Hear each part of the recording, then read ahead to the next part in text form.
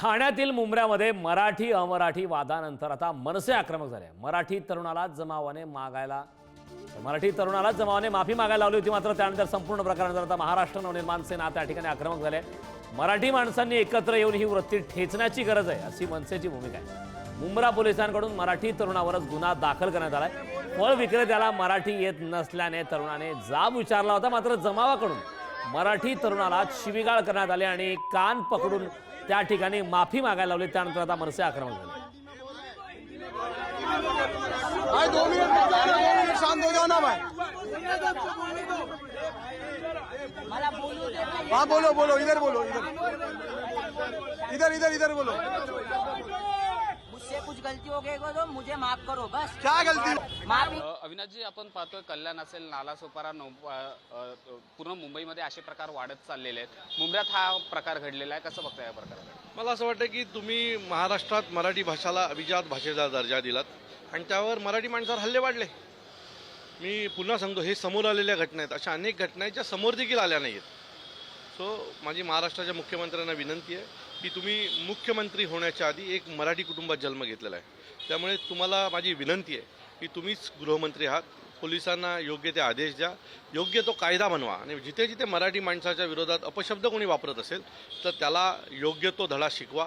नाहीतर महाराष्ट्रात मराठी माणसाच्या मानासाठी आम्हाला रस्त्यावर उतरावं लागेल आणि मग तुम्हाला भाषिक भांडणं होताना तुम्हाला रस्त्यावर देतील आणि ती होऊ नये अशी तुम्हाला जर वाटत असेल तर योग्य तो कायदा मुख्यमंत्र्यांनी करावा असं मला वाटतं। एकमेव या महाराष्ट्रात पक्ष आहे ज्याला भाषेवर प्रेम आहे, जो आपल्या भाषेच्या लोकांसाठी रस्त्यावर उतरतो, त्यांच्या संरक्षणासाठी रस्त्यावर उतरतो, असा महाराष्ट्र नवनिर्माण सेना आणि सन्माननीय राजसाहेब ठाकरेच आहेत। सो माझी पुन्हा विनंती आहे की हे थांबवा, नाहीतर आम्ही जर कधी रस्त्यावर उतरलो तर हे थांबवणं कठीण होऊन जाईल। या घटनेनंतर फक्त या तरुणावरती गुन्हा दाखल केलेला आहे, ते संबंधित जे काही लोक होते त्यांच्यावर गुन्हा दाखल करण्यासाठी त्या लोकांनी पोलीस स्टेशनला घेराव घातला, पोलीस स्टेशनच्या आतमध्ये जाऊन घोषणाबाजी केली।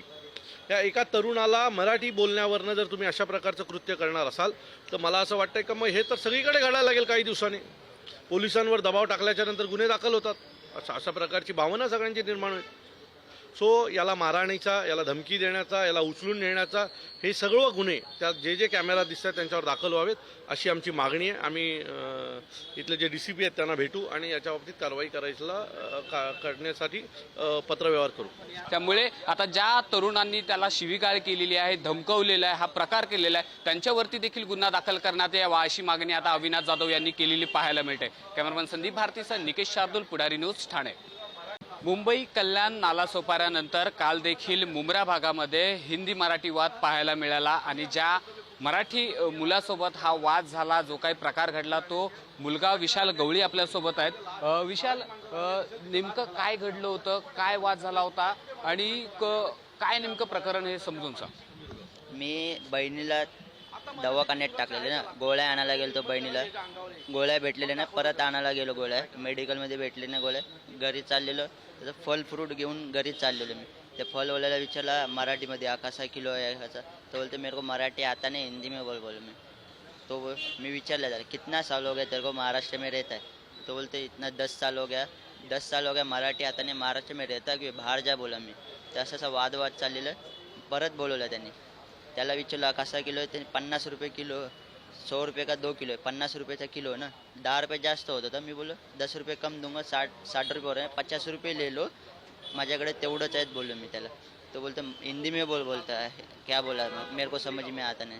मी घरी चालवलं, त्यांनी परत बोलवलं, त्यांनी आस्ते 70, 60, 50 जमले तिथं।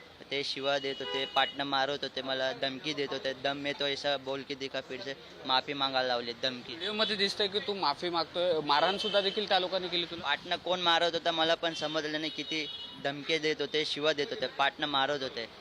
त्यावेळी कंप्लेंट केली माझ्यावरती, पोलीस आले, त्यांच्या समोर गाडीवर बसवत होतं तर तेव्हा पण मारत होते, शिव पण देत होते, पोलिसांच्या समोर पण मारले आणि शिवा देत होते। नंतर तुला पोलीस ठाण्यात कोण घेऊन, तेच पोरं तुला पोलीस स्टेशनमध्ये घेऊन गेले, कारण तुझ्यावरती पोलिसही मला गाडीवर बसून घेऊन गेले चौकीमध्ये, मग ते पाटणं आलं, तर 4 तास पोलीस स्टेशनमध्ये बसवलेलं मला।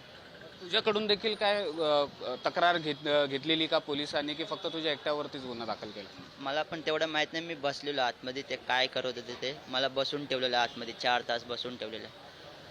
तू अविनाश जाधव यांच्याकडे भेट घेण्यासाठी आलेला आहे. काय वाटतं तुला? अजून पण धमक्या येत आहेत, फोन येत आहेत असं तू मगाशी म्हटलं. काय भीती वाटते? पुढं जाऊन मी काही एकटा माझं काम असले ते एरिया